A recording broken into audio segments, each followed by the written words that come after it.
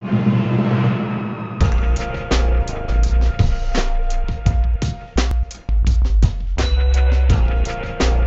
media and cyber safety. Students post things and they're getting themselves in trouble. New technology and channel. With those different types of social media, you have a lot out there. We just talked about a few of them. With social media as well as technology, there are a lot of pros. So let's talk about the pros. What are the pros? Stay connected. Stay connected. Networking. Great power comes great responsibility. Ooh. Great power comes great responsibility. And when there's responsibility, that means there's a lot of cons. What are some of the cons? Bullying. Too much information floating around, lacking social skills. We'll look at them, what we're going to be talking about today. We have the cyberbullying, which we talked about, threats, sexting, legal issues, predators, stalkers, hacking. It often dictates reality. And also the social inadequacy that we mentioned. Victim or target, we're going to talk about that because there is a big difference between a victim and a target. Stop, work your way down. As tight as you can be. Oh, don't. Be gentle.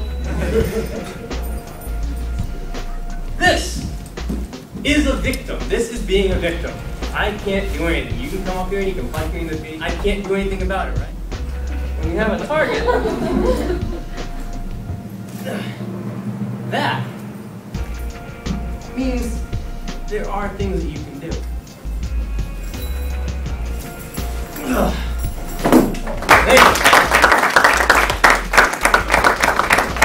fight and struggle, and you know what? That's really what being a target is. There are things that you can do to get your arms free, to fight against people, predators, sexting, all the bad things that can happen with social media. That's exactly what your students need to be watching out for, and what you need to educate them on. So let's first talk about predators. Simple trick. I'll give you an example on how someone can use that information or find that information to get to you.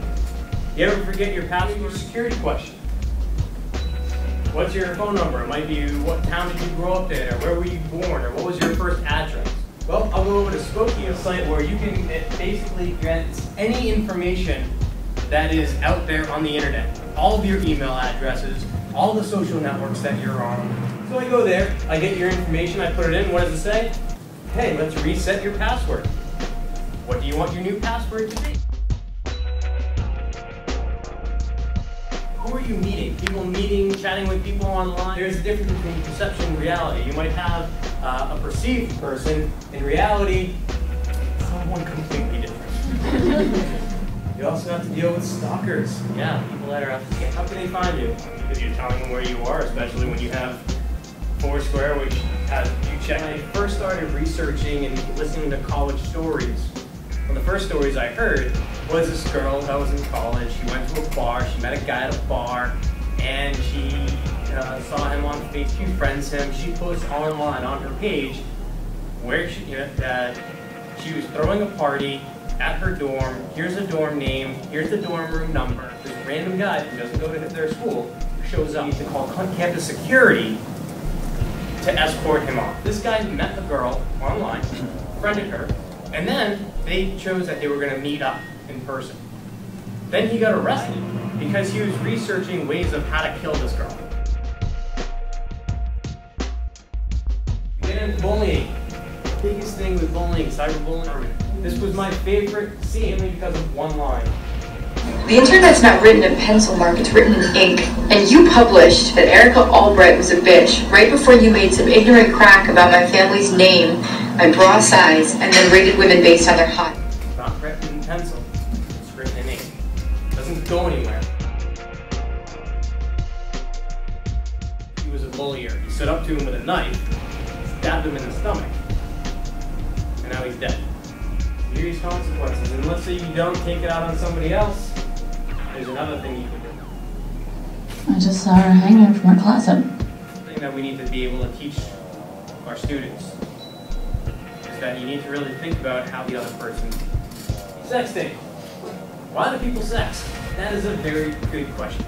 It could be because celebrities, politicians, maybe because even the Amish are doing it.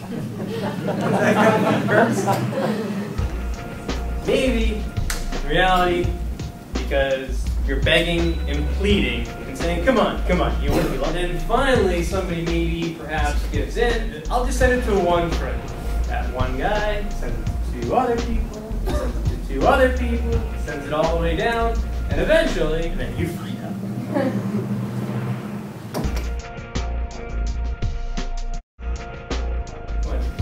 Anybody? Embarrassment. For instance, this gentleman over here, down in Orlando, got sentenced for 30 years for sexting. Jessie Logan, after having her boyfriend beg and plead, sent him a picture of her naked. They broke up.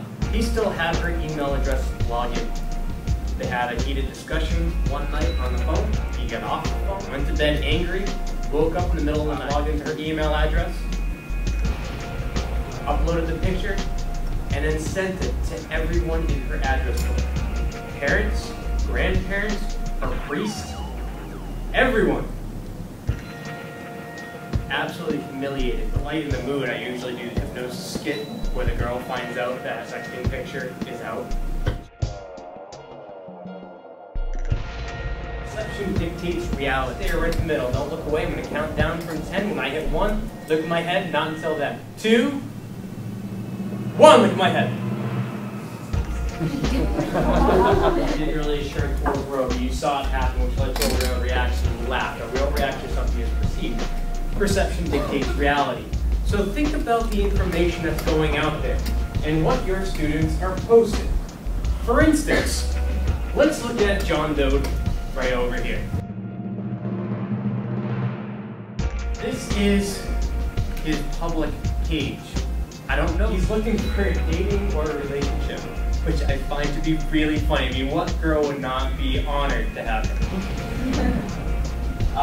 He's conservative, obviously.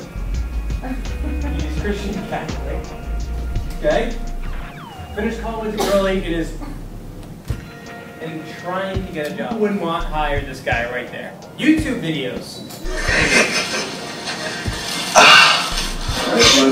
I want to shame him. I mean, it's almost too easy though, you know? Might as well have it Is what you were saying.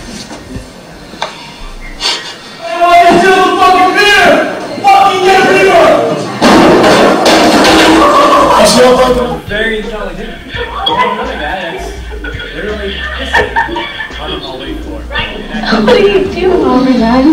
This girl. Again, close. Then you have to think about who's watching, such as your boss, your family, friends, what you're putting out there, what you're saying. You're always being judged. And students need to learn. Golden rule of anything on the internet. Only post what the entire world can think about the concept. So what can you do? Educate. How do you educate? You need to bring it home to them. You know that you have your Google Chats now that you can go and talk to each other and find out, hey, have you ever dealt with this? Or do you have any stories on this? Use other stories from other places as your resource. You guys are all part of NEACUHO. Use this as a resource. Talk to each other. Find out what information's out there, and then use that. You need to bring it home to them to show them what can happen, and they need to be able to think. When you have war meetings, have this be a topic. Talk about some of these issues, and don't do it once a year. Bring it back up. Keep it fresh in their mind.